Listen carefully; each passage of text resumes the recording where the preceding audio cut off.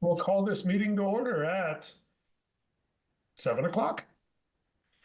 Pursuant to Chapter 2 of the Acts of 2025, this meeting will be conducted via remote means in accordance with applicable law.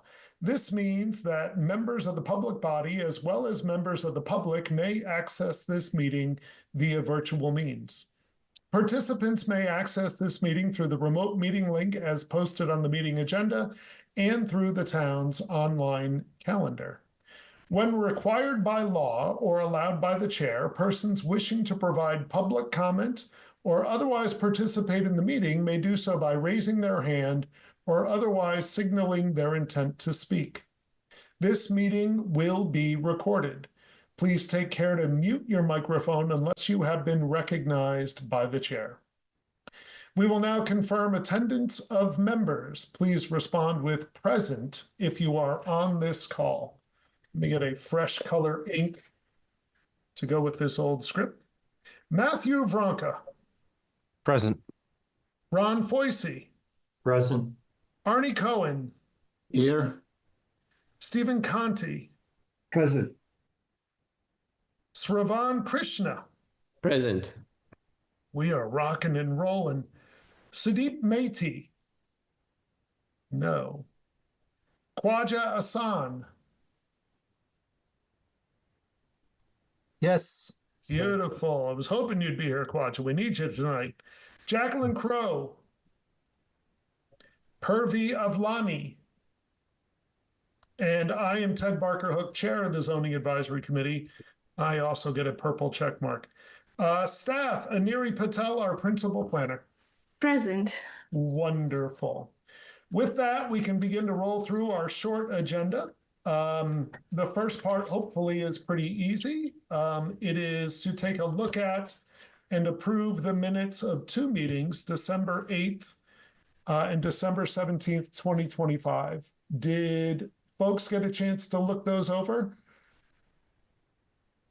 I'm seeing a bunch of nods. Does anybody have any edits, corrections, revisions to suggest to Aniri? No. Aniri, are you comfortable with one motion to approve both sets of minutes? Yes, that's fine. I would love to get that motion in a second then, please. I move that we approve the minutes from the December 8th and December 15th meetings. 17th. 17th. Second. And there's a second. We'll do a roll call vote. Oops, I lost my attendance. I ought to be able to look at the screen and see you, but I like having this. All right, we have a motion and a second to approve the minutes of December 8th and December 17th. Matthew Vronka. Yes. Ron Foisey. Yes. Arnold Cohen. Yes. Stephen Conti. Yes. Sravan Krishna. Yes. Khwaja Asan. Yes.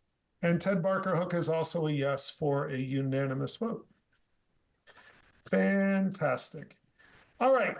Our next and only real agenda item is to return to our discussion of the affordable housing payment in lieu calculation. To those ZAC members who did not watch the most recent planning board meeting, and if I get anything wrong, Matthew, please take a moment to correct me. But they've been discussing what we sent to them with the MBTA communities. My sense is largely there is general agreement that the plan we sent forward looks pretty good. There may be a tweak or two that they offer, but largely things look good. And then Matthew brought up, so they were talking about what to put on the warrant for the upcoming annual town meeting. And Matthew suggested, and they voted in the affirmative, to have a placeholder for the affordable housing payment in lieu calculation. So if we are able to, and I don't think it has to be tonight, but I don't know how complex this, how many discussions this needs to have. But if we feel comfortable voting on whatever we do tonight, we can pass that along, and then Matthew and Lucia and crew can begin to discuss it at planning board meetings. If we are not ready to pass it along, I think we have time to work on it a little bit, but maybe Aniri is raising her hand. Yeah, I just want to add, whatever we decide tonight, I need to draft an article for this, and I need to submit that tomorrow, like a base language. because deadline is already passed and as planning board voted already, so I requested select board to wait and just hold the place. So we need to Okay. send some language. Planning board definitely can discuss, but that's gonna be next in as a new public hearing where public and everybody's going to be involved Okay. after select board pass that. So that is the process we need to follow for this. Okay. And So the- yeah, if you're not comfortable, if Zach decide we are not ready to submit, then planning board needs to vote for withdrawal Okay. for Okay. holding a place. So following the unofficial Catino rule that we never go later than 9 p.m. for a ZAC meeting, we have 2 hours to try to hammer this out and see if we're comfortable forwarding it along. And so if that's what it takes, I, as chair, say let's work until we feel like we either are at a place where we can't move forward, either with more information or we just are not liking where we're going, or we get to a place where we agree on language and can vote and forward it along to the planning board. So that's my hope today.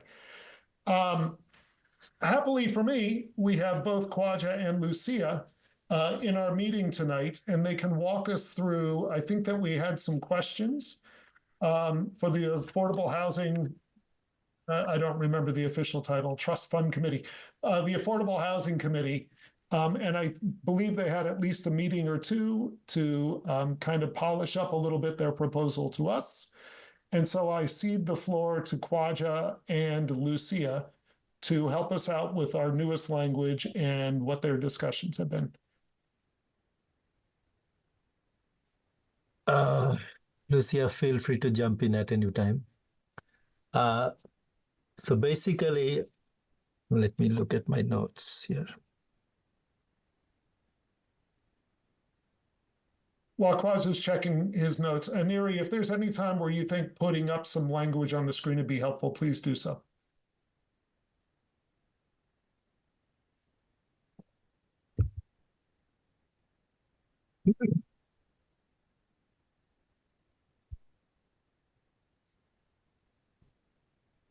So the basic difference in the calculation is it used to be the median, it used to be the purchase price of a 3-bedroom home that is affordable. And we are proposing a change of the amount to be corrected by the difference of a median single-family house sale price in Hopkinton for the most recent calendar year. That is basically the change we are proposing. Yeah. And can you remind us of the reasoning and why this calculation will serve what your committee is hoping to accomplish better?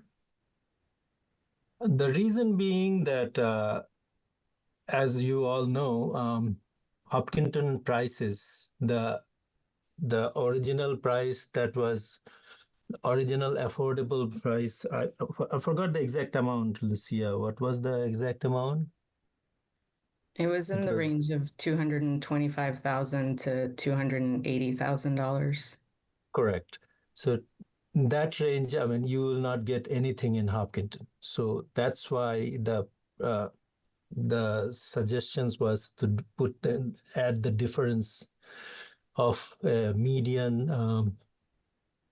median single-family house price, and that was sold in the current calendar year and latest calendar year to be adjusted by the amount between that and whatever the $250,000 to $280,000 for a realistic chance of any builder to bite on it. Okay. To the chair? Yes. Hi, Ted. I'm a little confused. So my understanding in reading this, it's the difference between what was that lower price calculation that we had before and this median price. It's the difference, right? It's not this LIP guideline, right? That defines an affordable house. which is the second part of that paragraph, and the medium now that we're proposing. So that medium price, the difference between it and the previous calculation for the LIP guideline regarding what type of dwelling units are proposed, approved, and constructed and developed of a 3-bedroom home that is affordable. And I assume that's that $200,000 to $300,000 number.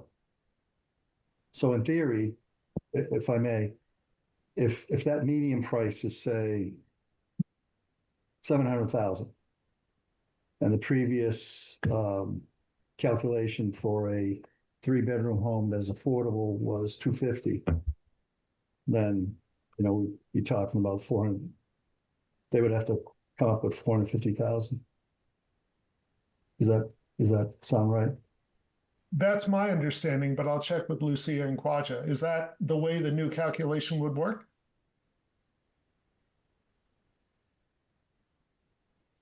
Yeah. Yes? To the chair, Yeah, Arnie. if that's the formula, I mean, that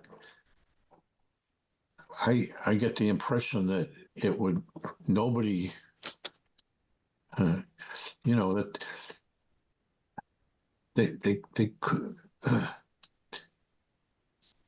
nobody's gonna do it because it's a lot of money. I mean, that's 3 times what they're getting for the house. They won't be able to make money.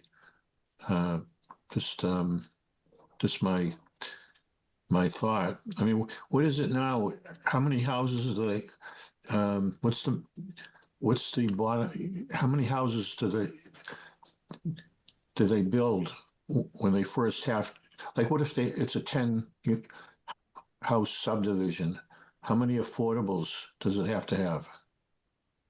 So I would have to go back, and I might be able to find that. I see a couple hands popping up, and maybe they have the answer immediately. But in the bylaws, we have a formula. And I believe once you build in a development, I think we settled on your 5th house, but it might have been your 6th. You need to provide 1 affordable unit based on money calculations for what that is.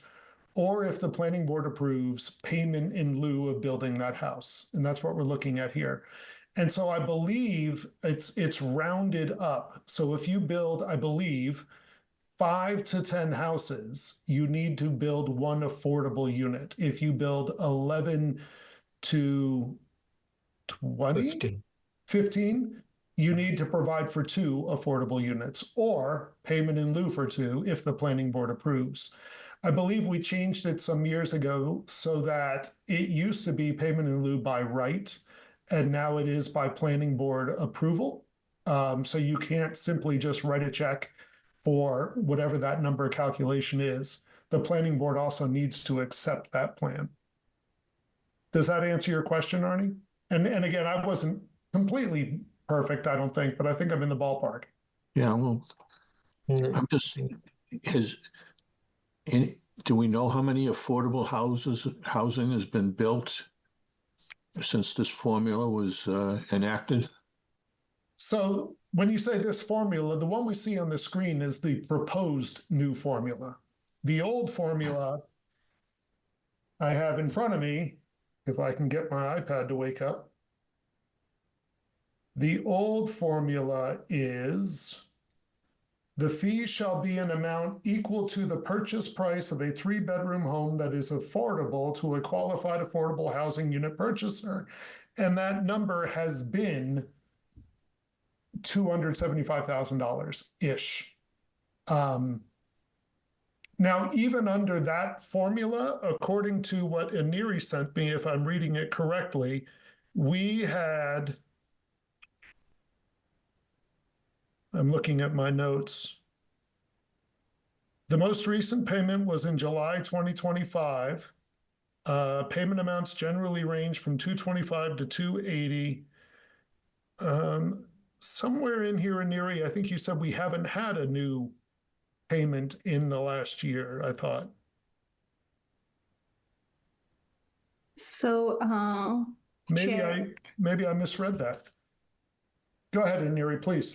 just wanted to add on that. So last year we only had one project, the trail project, and we do payment in lieu, like every 10 units they are done, so every 10 units one payment comes. So I think that is mentioned in the decision, and that's how we are getting it. So in 2025 July we got one, and before that, so basically it started from 2020 till July 2025. So each 10 units we get the payment after 10 Right. units are done. Rounding up though, so that the fifth one rounds up to be 1 unit, I think. 10th unit for this project, because yeah, so Yeah, so I think from a builder standpoint, I'm not a builder. So I don't know what, I'd be interested to know what builders think of this kind of a bylaw. Yeah. I don't know if it's ever been tested in the court, imposing this kind of a bylaw.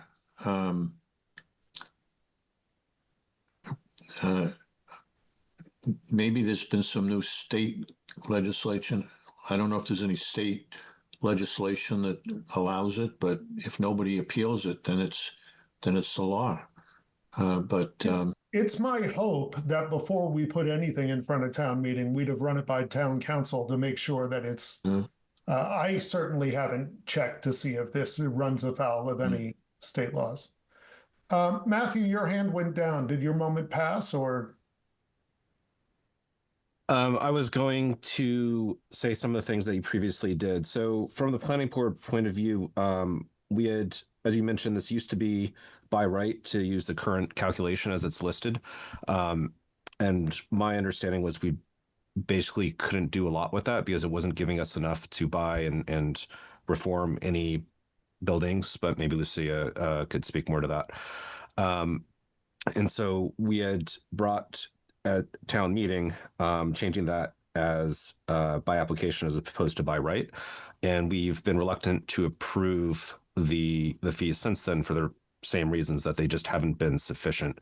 And so this calculation would make it a practical approach for anybody that really want to do payment in lieu. Would calculate, I believe the calculation is basically designed, and someone from the affordable housing that's proposing it could speak to it, basically to cover that delta that we would collect from whoever's buying the house plus the amount to buy it.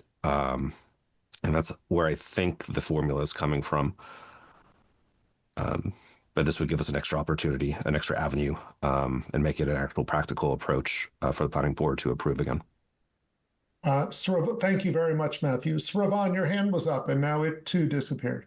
No, I think Matt answered a question there for me. So I'm good, but I still do have one question on the formula itself. Is the formula for median sales price regardless of the year it was built, or is it for new construction? I don't have the answer to that. I don't think it was based on the year it was built. It was the price of a recent calendar year. For all 3-bedroom. 3-bedroom houses, yes. Okay, gotcha. I don't think there is a build year. Are you talking about the proposed language? Because it's just the median single family home sale price in Hopkinton for the last calendar year. Regardless of the age of that home. Right. And regardless of the number of bedrooms. Right. It just needs to be single family home sales. Okay. Okay. And the data Aniri sent me, if I'm reading it correctly, said in August 2024 in Hopkinton, that median price was just over 900,000. And a year later, August 2025, it rose to 1.1 million as a median home price. Then, and Aniri, maybe you can help me with this. So the payments that we were getting through the trails was $225 to $280 per unit. But then your email to me says, based on 2025 HUDE AMI for a 4-person household, maybe that's the difference, not a 3-person household. You said the estimated price is $370 to $420, but that's a 4-person household. So maybe that explains that gap between 280 and 370. Yes, that is correct, and that is more specific to state, like a median Right. So average that's of the whole, state. not even the region. but the Yeah, whole- not even yes, not even the region. I just pulled the Hopkinton one based upon warrant data for 2025, and the trail one I provided that is based upon the current calculation based upon our current bylaw. Great. Yeah, Mr. Chair. Sure. So I don't mind if this a bylaw like this passes. I think we need affordable housing. Houses are too expensive, but just as a lawyer, I remember seeing a case. It might have been a land court case, a trial court case, where the court held that this kind of a bylaw is not legal. And I think the reason it might not be is that if somebody is, the way developers can be compelled to provide affordable housing is if we're giving them some kind of a break, we're relieving them of some of the requirements of zoning that they they can build on smaller lots, say. But here, I mean, if they're complying with the zoning laws, it's just almost like a tax on them, and it seems to me that it's I don't know if a town has the legal right to do it, and it may be that there haven't been any lawsuits. I'm saying this, and I don't get the idea that this is where you want to go, and I'm not saying that we shouldn't approve this. I just give you my thought. I don't know if anybody at the town meeting is going to, how it would go with this. Maybe it wouldn't be an issue. And it's just my thinking. I just wonder how it's legal. I don't have an answer, and that might be a great question. And if we do move it along to the planning board, I think, again, I assume just about anything we put on the warrant for special town meeting has been run by town council to make sure that it's legit. Yeah, I think other towns do it, and so maybe I could be wrong. I haven't really studied it that much, but you could be right. Just my concept, how, somebody's building something, wants to build something that's as of right under the zoning law. How can you just say that you have to donate money to the town, or with 40B, they're exempt from the town. Basically, there's town zoning laws, and they make it, there's sort of a trade-off, but I'm not sure what the trade-off is here. Well, all I think I know is the changes we're proposing are changing the calculation, but we've had a calculation for payment for years, and it hasn't been challenged legally. Yeah, Whether this proposal makes it legally suspect, I have no way of knowing, and I trust that town council will take a look at it before anything goes to a vote. Yeah, and I would say if it's been here for years, if there's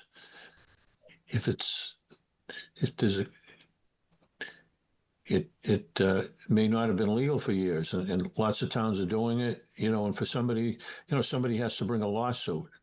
Sure. And bring it up to the, and then after the lawsuit, it has to be appealed. And then there have to be an appellate decision. But, and it could be that I'm wrong. Maybe it's fine. There's authority for it. But I just question it. It seems like kind of a tax. Somebody's building something, not getting any kind of zoning relief or any kind of thing, and you're just saying, hey, you got to pay this amount of money to the town, or sell sell what you're building for less than what you could get on the open market. But all right, I'm just my thought. Arnie, point taken. Thank you. And I would say if we pass this along to the planning board, Matthew, I encourage you to make sure that town council has a look at it. Ron, you've been very patient. Thank you, Ted. If our goal in this is to reduce the amount of construction in town, I think it will have that effect. In that if we make building housing in Hopkinton more expensive, developers that have a choice are going to go somewhere else. And so I just urge a lot of caution in this. The more barriers we put up to construction, kind of following on with what Arnie was saying, it feels like it's a tax on developers. It's going to be more costly to develop in Hopkinton than it is in Upton. So let's build in Upton, and it doesn't help Hopkinton housing at all. So, I don't think this kind of additional restriction is going to do anything to move affordable housing forward. But if it's the wisdom of this board to go ahead and move this forward to the planning board, I would support it. Sravan, your hand's been up next longest. I have one clarification. So the current formula, is it just the $250,000 or whatever that is that the builder is supposed to provide a unit for affordable housing? It's in that neighborhood, yes.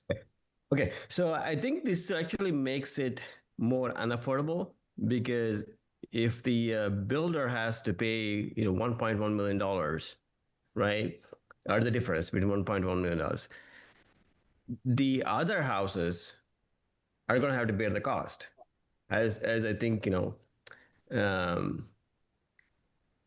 sorry, was it Ron? As Ron pointed, right, tax on the builder. Then the builder is not going to pay out of their pocket. It's going to, the other buyers would have to bear that cost, right? So it'll kind of counterintuitively make it more unaffordable, if not totally eliminate that inventory from the market, right? And for that reason, I wouldn't be comfortable supporting something like this. Thank you. Matthew? Thanks. So the option, instead of paying fee in lieu, which is currently what is the by right, is producing one of the, if they're selling net new 5 units, for instance, one of those 5 would be earmarked as affordable off the bat. And so that's actually the preferred route in most of our discussions on the planning board, because that keeps basically affordable housing. And this is affordable housing as in deed restricted, as opposed to lowering the price of general housing stock, just to be clear. But this keeps affordable housing basically in the same areas that we're building everything else in town. It builds houses in different parts of town, and it just better integrates the stock with the rest of the housing stock in town. So that's the preference. What this would do is give an alternative avenue for developers to pay a fee in lieu instead, but one that is more palatable and likely to be accepted by the planning board. And so I don't see how this specific change would drive up the price or discourage development. It's really just giving an alternative avenue that developers could pursue if they wanted to, versus just providing one of their existing units or 10% of the existing units in the development as affordable. Yeah. Thanks, go ahead, Sravan. I want to ask you how it would increase the price. So if you go from $250,000 or thereabouts that they're paying now to $1.1 million, right? That's how it would increase it. I don't mind if you guys just go back and forth a little bit. We're a little less formal. Okay, so they're not paying it right now because we're not allowing them to pay a fee in lieu in general. So it's not an option they're pursuing. It's not cost effective for us to allow that. Okay, we're not allowing. Okay, got you. Okay, I didn't know. Okay. So I think I followed all of that. I was saying to Aniri before we got started that the truth of the matter is my high school history teaching doesn't prepare me for this discussion very well. And I felt on much firmer ground talking about MBTA communities than this. My hope is that we can find a way to have more affordable and attainable housing in Hopkinton. And my hope is that I can look to people who are better informed than I in how to do that, whether it's through MBTA communities in a controlled fashion, or adjusting what we're doing here with this. My worry is not that the developer will charge more for the houses they build to make up a fee. After all, they might not even pay the fee. I agree with Matthew. We'd much prefer they build affordable housing right in the neighborhood that they're developing. So we also don't have increasing pockets of the rich houses and the poor houses in town, that we're an integrated neighborhood. That's, in my mind, the ideal outcome.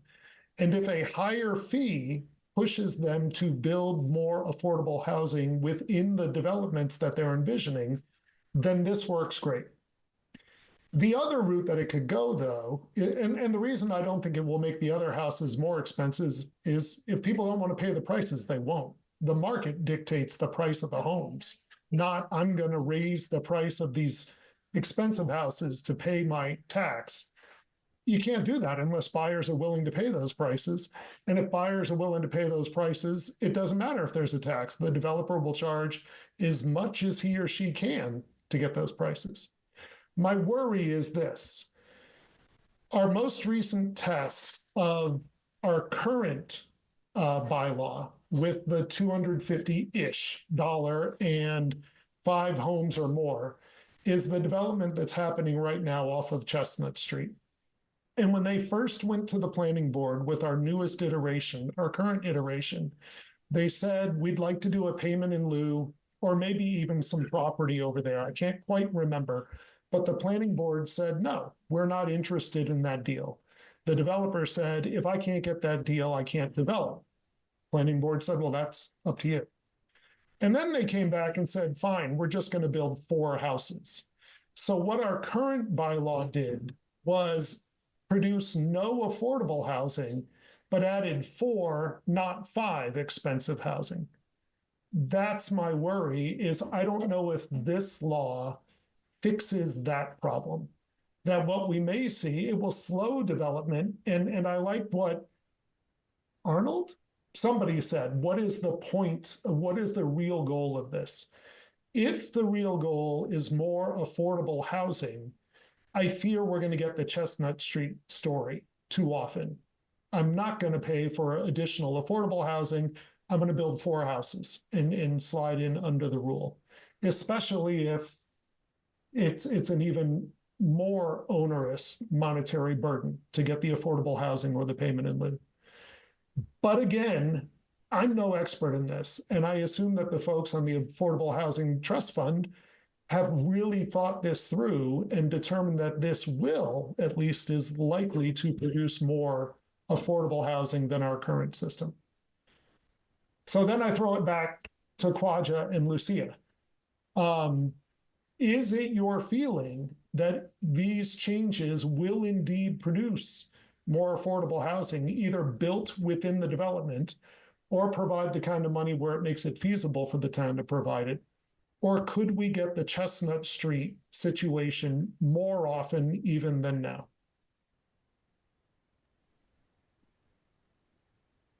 Kaja, do you want me to take this? Either Yes, one. go ahead, It's please. okay with me, either way.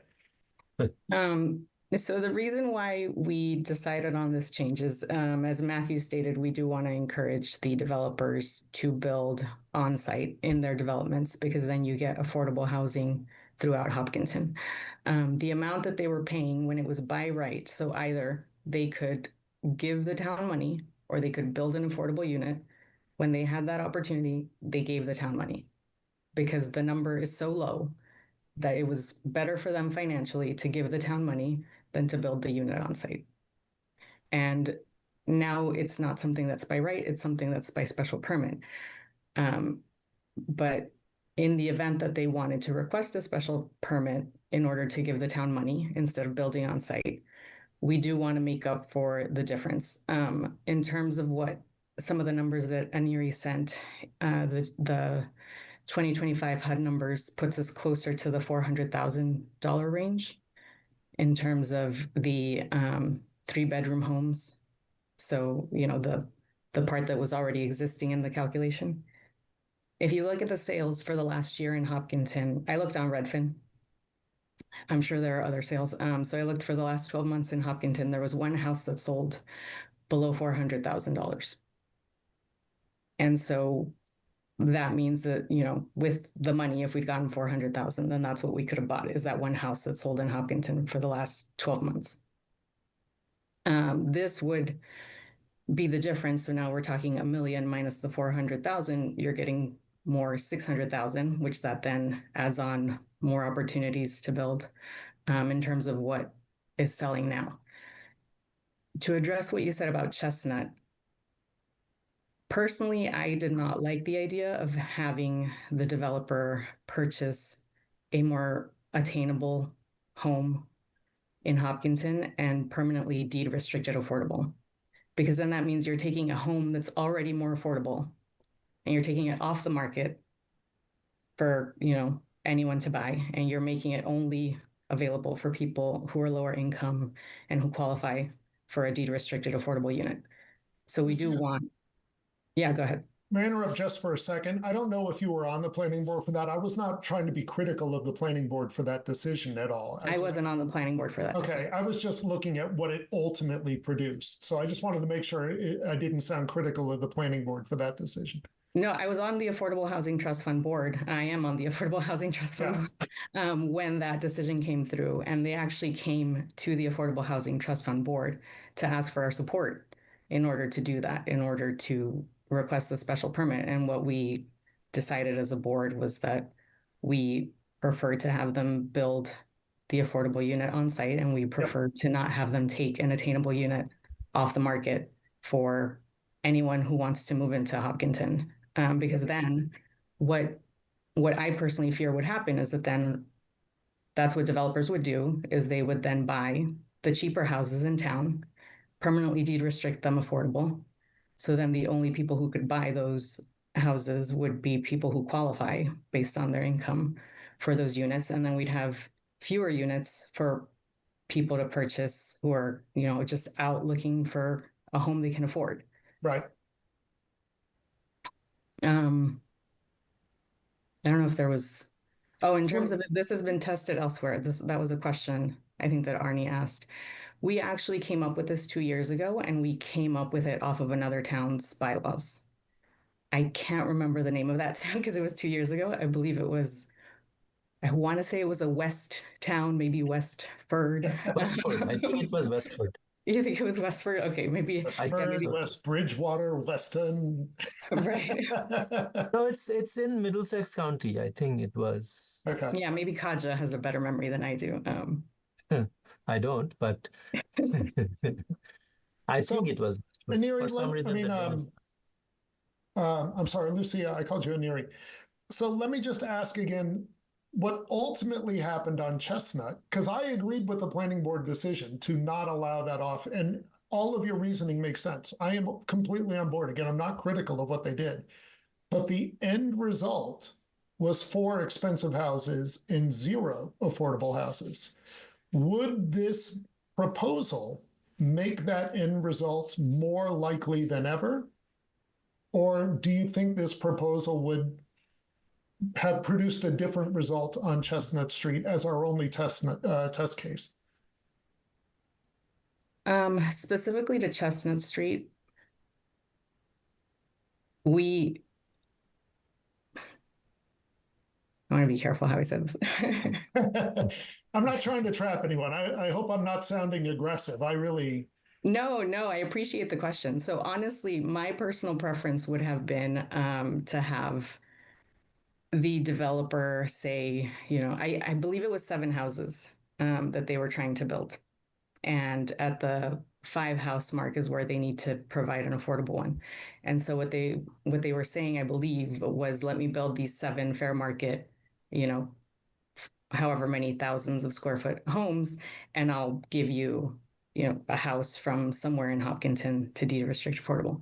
My preference would have been, I have the land to build 7 houses.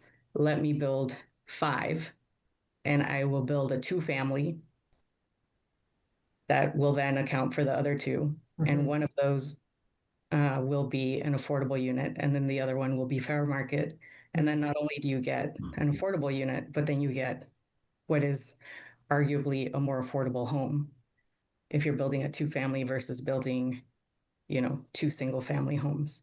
And the reason why I thought that was doable is because there are multifamilies on Chestnut. If you look at the light right at Chestnut and Hayden Row, there are a bunch of multifamilies there, or at least several that I'm aware of. And they have frontage on Chestnut. So I thought, that could have been something that they would do. I think we did suggest at the Affordable Housing Trust Fund board that maybe they could do a duplex. And I know the Zoning Board of Appeals has been approving multifamilies as well.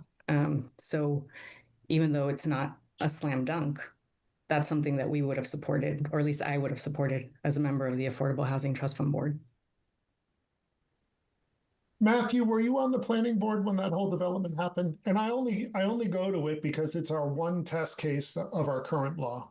I was, and my thoughts very much parallel Lucia's. To answer your question to her, even though you didn't just ask it to me, I can't say for sure that this would prohibit that sort of decision again, because it really comes down to the developers, but I do not think it would make it more likely. I think, as I said, this gives an alternative option that would allow the planning board to accept an alternative if we thought that the value was better, and we could do something with that amount of money.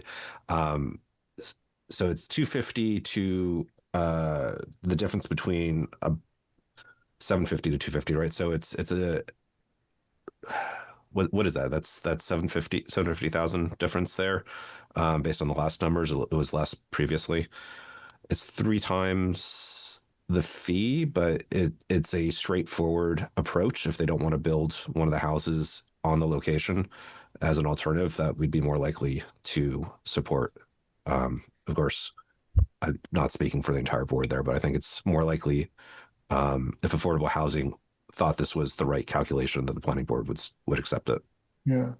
Let me think through the other side of my thought. If we keep it as it is, and if the planning board were more permissive of the payment in lieu, we still don't have enough money to produce affordable housing, and we get even more expensive housing, right? Because then that person builds 7 expensive houses, gives us money that doesn't really go to anything. So the worst that happens, if my pessimistic, and I am not pessimistic about this, I'm just trying to see it from different angles, but if my pessimistic projection is accurate, then what we get is the Chestnut Street development version. We are slowing development of expensive houses, maybe not getting affordable houses, but we weren't getting affordable houses before anyway. But then the final thought, because I do teach basic economics, is fewer houses means higher prices, but more $1 million houses also means higher prices. So not all houses built are the same, so that your basic supply and demand graph doesn't quite work. I guess as I'm thinking out loud, I don't think I see much downside to this versus what we have right now. I don't know whether it solves things, but I don't think it makes anything worse, and maybe it does help things out, is kind of where I'm leaning as I think it through. If anyone's interested how I'm going through things. Ron, your hand popped up for a second there as I was musing out loud. I was wondering if the Affordable Housing Trust is in possession of any data that show that this actually works anywhere. There's a question out there to Kwaja and Lucia. I don't think we do. I think so I think there are multiple ways of looking at this, and I don't look at it singularly from an affordable housing perspective. We are above the 10% that the state requires, and we grew very quickly in order to get above that 10%, and we are feeling those growing pains now. The town does have some land that was purchased with affordable housing money where we can build affordable housing, where we would have some more control over what gets built. There's affordable housing being built at the Hopkinton Drug Development They're going to have some affordable units as part of that development. So development is happening. With the way that this calculation was before, we were getting money, but we weren't getting any affordable housing units being built. And the Affordable Housing Trust Fund Board worked this past year, plus potentially, I don't know when we started, but we did have an affordable unit put out. We had an RFP. The town worked to put out an RFP to get an affordable unit built on some town-owned land, and that's still working its way through the process. That one home, I think it's on the select board agenda for tomorrow's meeting. So it's a very slow process. If you're going to give the town the money in order to build the affordable units, it's going to be, from our experience, or from my experience on the Affordable Housing Trust Fund Board, it's going to be a slow process to get something built. And the land that the town has to build affordable, is that out on Fruit Street? Yes. Yes.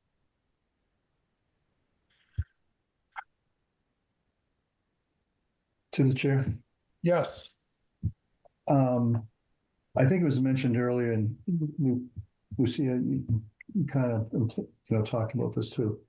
So if the objective is maybe to take more control over the ability to, build some affordable housing, this trust fund has to build up to do that. And I somewhat disagree that, leaving a formula like this in place is going to help us to do that. If I look at it from a developer's perspective, and I don't even know if this is legal, but it just seems like it would be more attractive if they wanted to buy out of the need, or, based on our bylaws to build an affordable unit, to pay something so that we could build up the trust fund and maybe take control of our own destiny, so to speak.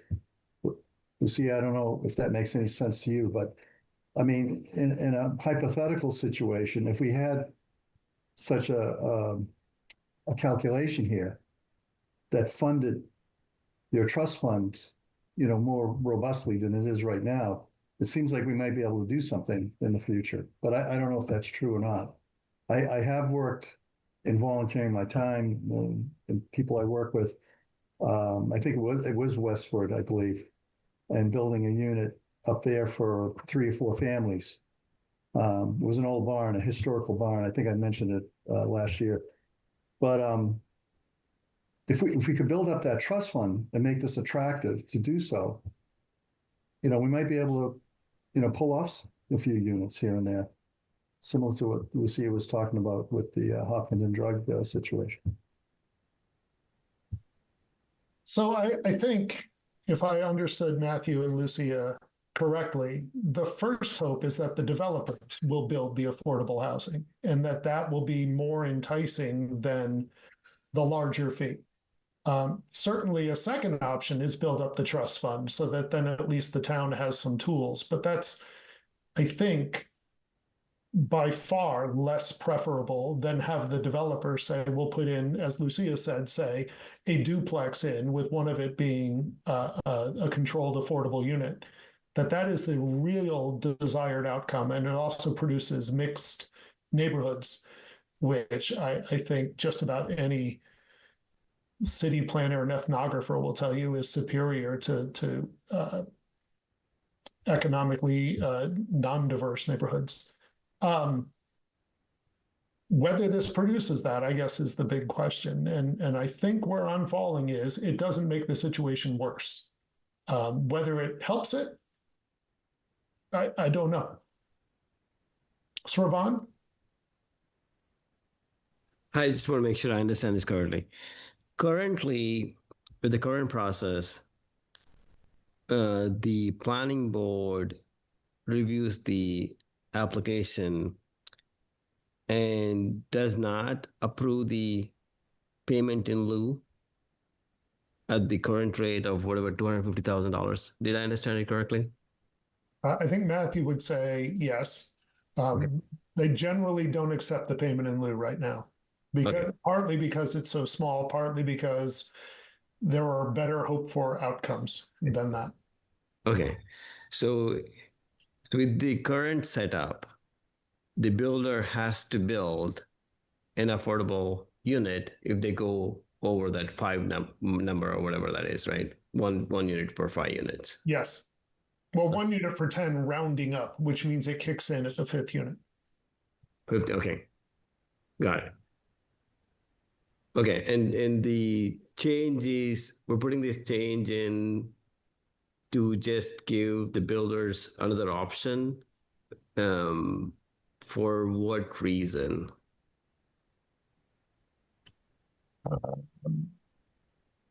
I could try to answer, Lucia or Quadra. Do you want to restate that? So obviously, the builder building the affordable housing is a preferred solution. And if they're not doing to do that, so I don't know how to put this. I mean, they should feel the pinch too, you know. After all, these are businessmen. The builders are businessmen. Right. They are here to make money. So they're not going to lose money doing anything. Right. So we are just encouraging them to, at least if you're not building it, at least give something to the town so the town can do something about it. Right. This sounds like heads I win, tails you lose. Right, as an option. It sounds like the town is saying that to the builder. Right, because this option is looks like more of a deterrent than really an option, right? Well, because I don't think anyone is hiding that the hope is that the town gets more benefit in terms of affordable housing from developers. I don't think that's a secret. If that means heads I win, tails you lose, okay. Okay. No, I'm just trying to understand what this is going to solve. Thank you. Matthew? Yes, I mean, I think we want people to do things that are best for the town. So regardless, I think whether I'm not to say that it's a zero sum, but we do want people to do what's best for the town. Hopefully it's also best for them. This calculation is designed to make it more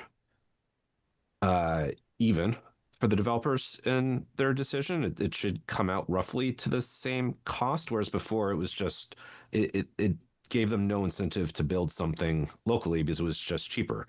If they can sell the house and make a lot more money than they'd be donating or giving as a fee in lieu, they would make no sense for them to build locally a new deeded affordable property. And so this should make the decision, give them two options and that are more equal instead of one that's just, I'll just give them $250,000 and then sell $1 million house to make up for it. And it gives the planning board. So I think it's the planning board that this gives an additional option to, whereas the old one we've basically been told isn't giving us enough money to get affordable housing. This gives the planning board an alternative option to approve something that would be more equitable for the town. So actually, yeah, it occurs to me that maybe that's a way to think about it. One reason the planning board says no to the payment in lieu at 250 is it accomplishes nothing. Yes, it would be more expensive for the developer, but if they can get what they want at a $600,000 price tag, because while that's not the planning board's first goal, at least it's a goal that moves the ball forward and builds the trust fund. And a $600,000 payment might get approved, and that might be worth it to the developer over there on Chestnut Street. So yeah, I guess somehow that didn't quite click until right now for me. It is a higher price, but it might be one a developer's willing to pay if they can't envision an affordable housing unit in that development they're putting together. And then the town does actually get something from it. Am I hitting that correctly, Matthew? So, yeah, in this case, right, thinking from a builder's perspective, the scenario where it would make sense for the builder is if they're putting in all like $2 million units, right? So it's beneficial for them to just pay 600,000 or 750, whatever that is, because that's not the neighborhood they're building, right? If the objective is to build these, I think somebody said that earlier, along with the rest of the neighborhoods, that's not going to be solved with that. But I do understand, Matt. Now it, as Ted said, now I understand. So earlier you had two options, but you were basically ruling out one option. Now you really have two options. Okay, gotcha. Ron.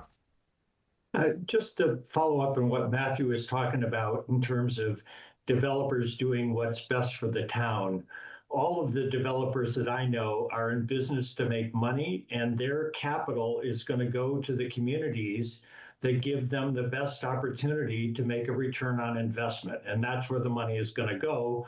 We can do all the calculations we want, if this and if that, but if they don't build here, no more affordable or attainable housing is going to get built. I think that's true, but I think what just clicked for me is, one more time, just to use that Chestnut Street development as an example, had that developer said, I will give you $600,000, not $250,000, will you accept that as payment in lieu?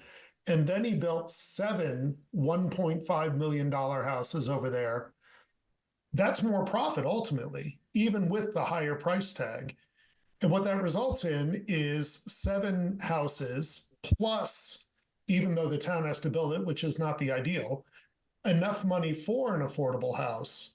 We've added 8 houses to the housing stock, and 16% of them are affordable because 1 of 8.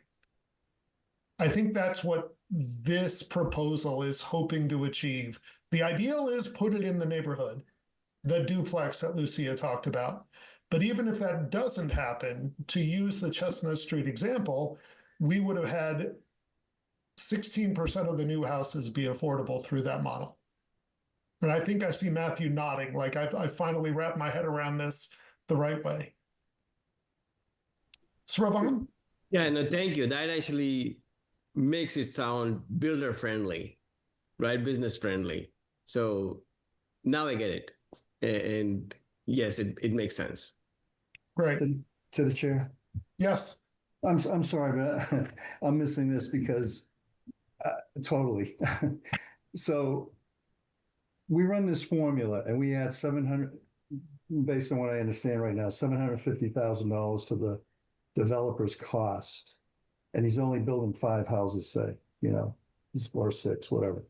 He's going to add about 150,000. I mean, this developer is not working in a static condition. He's competing, like somebody said earlier, with Pauliston or whatever, Westboro, adding $150,000, especially on the low end of the development, to each house to capture the costs he's going to have to pay. He's taking on a risk that I certainly wouldn't take on. Why would I force myself, to compete against these other towns, other developers, and pay another $150,000? Have to increase the price by $150,000 to pay off this basis of this formula, if I understand it correctly. One way or the other, he's going to have to absorb $750,000 from that 1.1 million to the 250. I think so. Well, one way to do it is you're now allowed to build more houses. Well, yeah, true. And obviously, there's a cost to building the house, but assuming there is a profit to every house built, otherwise there would be no houses built anywhere. If you are increasing the profit by the number of extra houses you're now able to build, I just hope that $700,000 then gets covered. It depends on the market, Ted. Oh, of course. I just sold a house in this market just recently. I had to lower my price. It was a condo. I had to lower my price in order to compete with the adjoining towns. It wasn't in this one.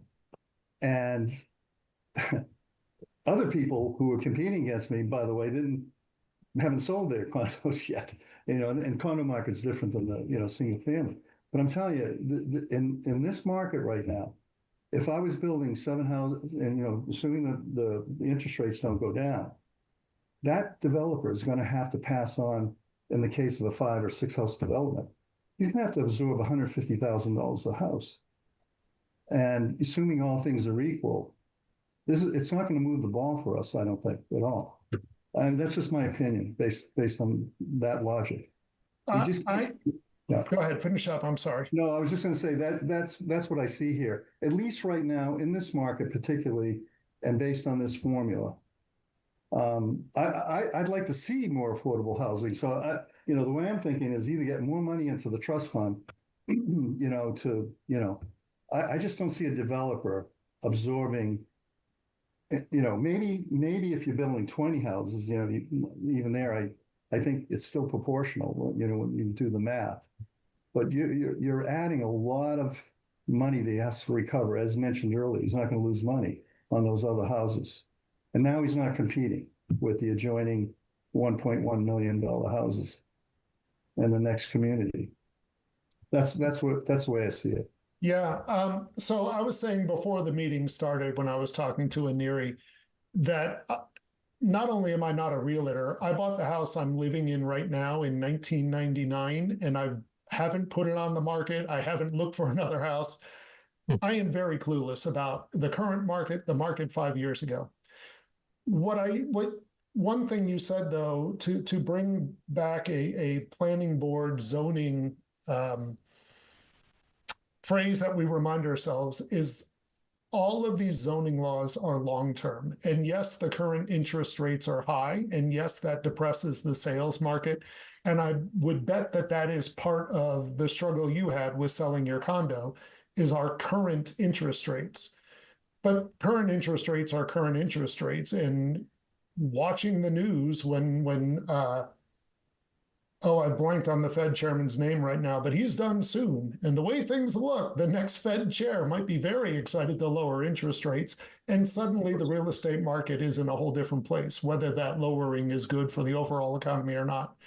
So to focus, I worry about any planning decision, any zoning decision on what we see right now versus thinking long-term, I think leads to either overcaution or too much activism in the immediate time.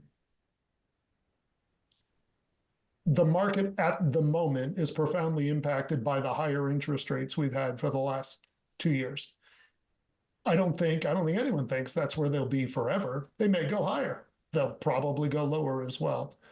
So I don't know, just keep in mind, everybody, that planning is a long-term thought process, much more than it is a short-term. Sravan, your hand is up. Yeah, so my head was where Stephen was thought process was, right? And I think what clicked for me is that currently there is no cash in lieu option provided, right? Currently they have to build a house. Well, there's not one that will be accepted. Right. There is a formula. Sure. It doesn't seem the planning board would accept it because it accomplishes nothing. Right, for practical purposes, right? You have to build a house. So this actually provides you an option where for the houses that are higher priced, they can actually pay this, right? And still end up ahead, builders. Is how I understand it. Potentially. I think there's so much potentially. It also potentially could be a dampening on building houses. And that's kind of where we started a little bit, I think. But the current situation, I mean, it's not worse than current situation, I guess is my point. That's at least the way I'm seeing it right now. I don't see how this could make matters worse. Right. It might not improve matters, but I can't see how it would make matters worse. That's the way I'm seeing it right now, Sravan. Yeah, that's how I understand it as well. Because the builder can always build an affordable unit, right? And the builder can always just stop at 4 units, the way happened on Chestnut Street, and the way that is possible to keep happening under our current formula. Right.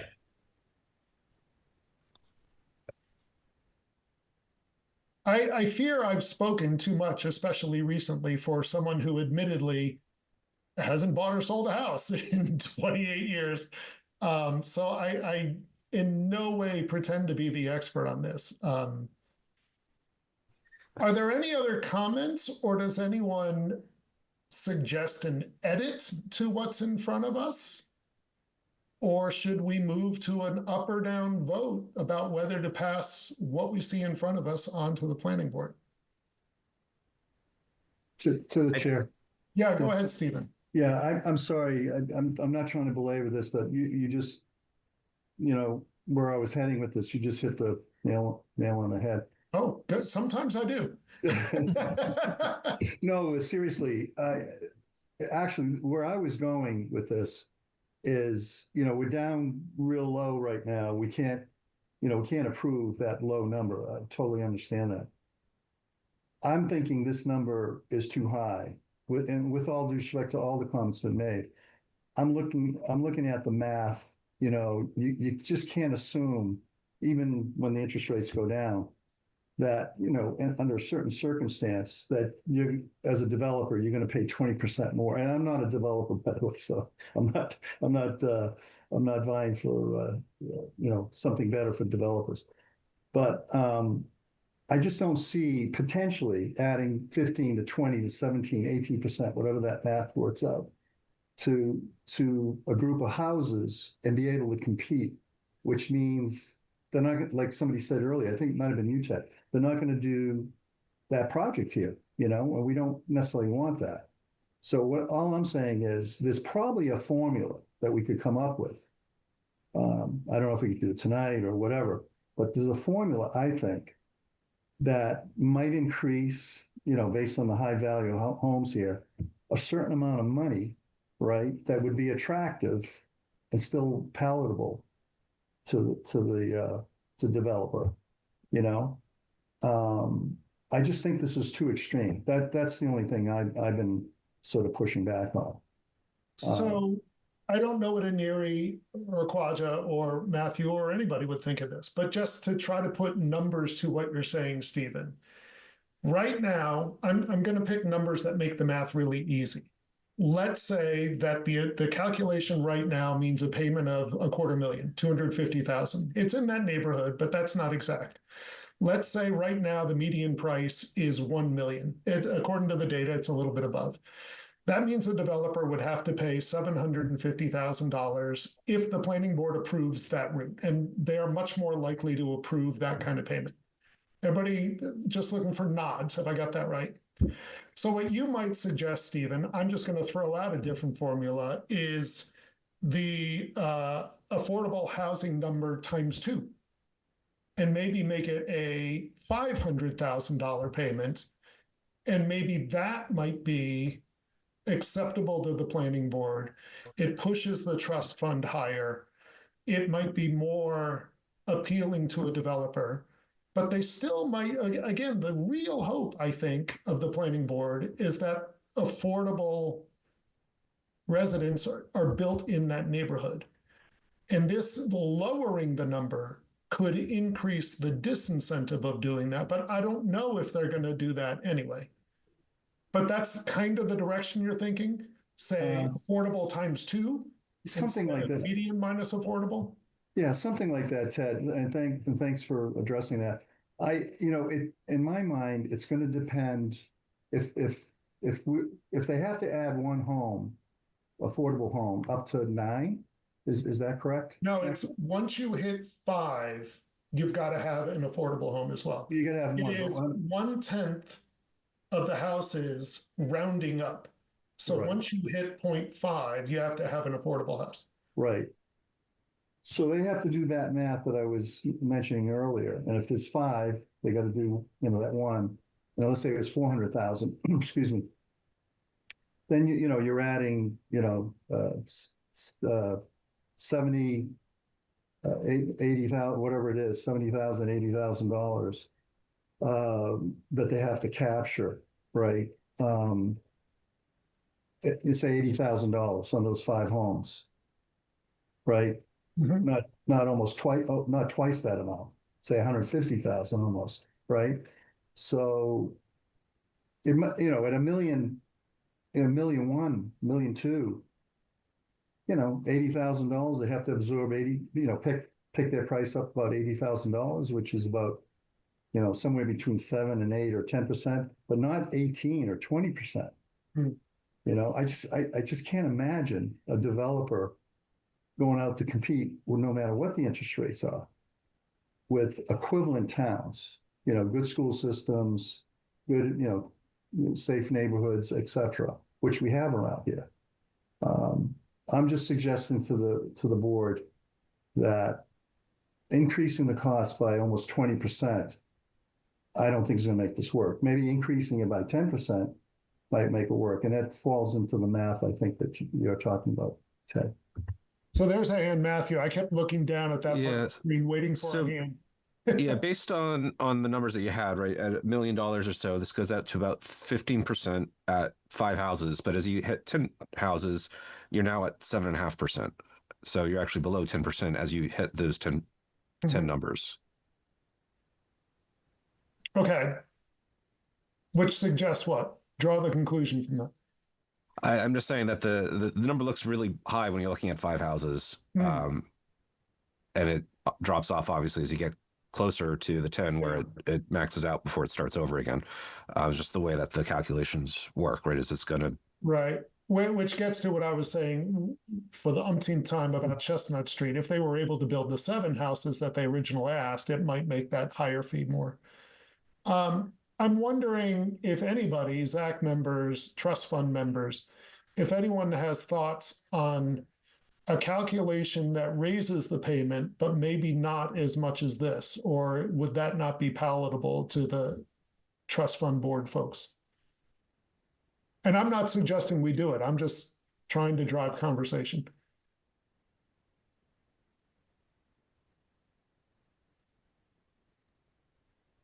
We haven't discussed that as a board. Mhm. That hasn't been brought to us, so we give you our individual opinions.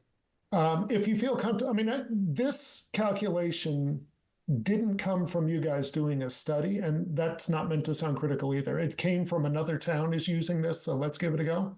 Or did it come from deeper study into it than that? It came from the fact that we were always getting the money and we were never getting the affordable unit. Right. And the money that we were getting was not enough to build an affordable unit.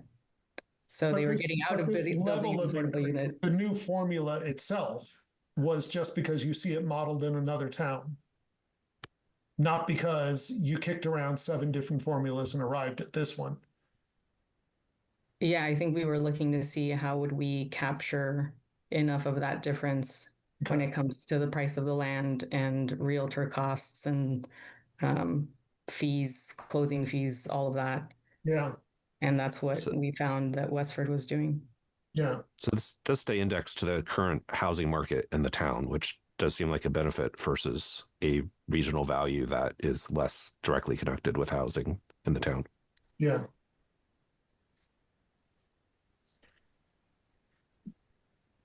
Okay. I'm not seeing a lot of activity from the members. So let me just ask a different question really quickly.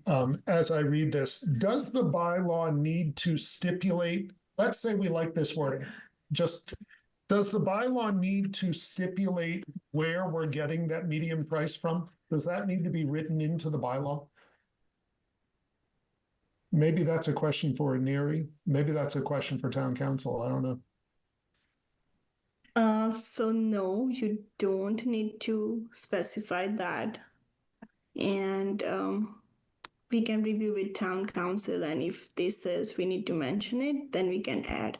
But Okay, currently, no, you don't need to specify, just like the current bylaw says the purchase price of 3-bedroom home based upon okay, the calculation. So yeah. okay. All right, well, that question of mine that I've been keeping on the back burner is answered, I suppose. Well, the All right, current so- one does mention as contained in the LIP guidelines regarding, et cetera. Oh, does it? Oh, there, I do see it there. But this one doesn't have that. Do we think that should be included? I think town council can reference that. I believe like the town, I mean, this came up in another conversation, but I believe that the town does have like an official list of sale prices, and it's, Okay. it's recorded in the registry of deeds for Right, for the right. county. If we vote to move this on to the planning board, then that would be something, Matthew and Lucia, to keep in mind, that maybe town council needs to check that part of it too. And whether we need to be a little more careful in how we identify this, and maybe we don't. I'm not seeing anyone offering any other amendments. I threw out a sample of an amendment. It wasn't my real amendment. I was just trying to wrap my head around what Stephen might have been saying. But I don't see anyone jumping on that mode of discussion. Here's a straw poll. Do we feel like we're in a place we can vote on whether to pass this on to the planning board or not? I'm just looking for nodding heads or no heads. There's a no. There's a yes thumb. Okay, I think I see more heads saying I am open to voting on this, which is different from saying I'm going to vote yes or no. I just wanted to know, do people feel comfortable, given our discussion, given that we started talking about this a couple months ago and then put it away for a while? All right, so here's what I think as chair we should do. Nobody is offering amended wording to this. If you think this is a bad idea, feel free to say no if someone makes a motion to vote on it. But I don't see anyone wanting to change the wording, and it seems like we're at the end of discussion. So I would love to entertain a motion to vote to advance the current wording with the recommendation that they look into whether we use a little bit more of what's in the current bylaw with LIP guidelines, and of course, whatever town council says, to recommend the current wording changes to 21062 to pass it along to the planning board. I made a muddle of that, but if you understand what I was going for, that's the motion I'm looking for in a second. Yeah. Can I just say so moved? Sure. So moved. Is there a Second. second? Second. Okay. Second. All right. So then the vote, as I understand it, is to pass along this proposed amendment to section 21062 to the planning board for their consideration for town meeting. We will do a roll call vote. There it is. Here we go. A yes vote means pass it along to the planning board as it is currently written. Matthew, Yes. Ron, No. Arnie, Yes. I'm going to keep a tally here real quickly. 2 yes, 1 no. Okay. Stephen, No. Sravan, Yes. Khwaja, Yes. and that leaves me. I'm going to say yes. According to that, I get a 5-2 vote to pass that to the planning board for their consideration. Hopefully, Matthew, Lucia, you can carry some of what you found most valuable in our discussion onto the planning board. If I'm available, I will try to listen in on Zoom in case my jumping in is helpful at all. But hopefully you guys can represent what we did really well. So I think I understand Stephen's point of view. Ron, was yours mostly in line? Just trying to understand the counterpoints that were raised.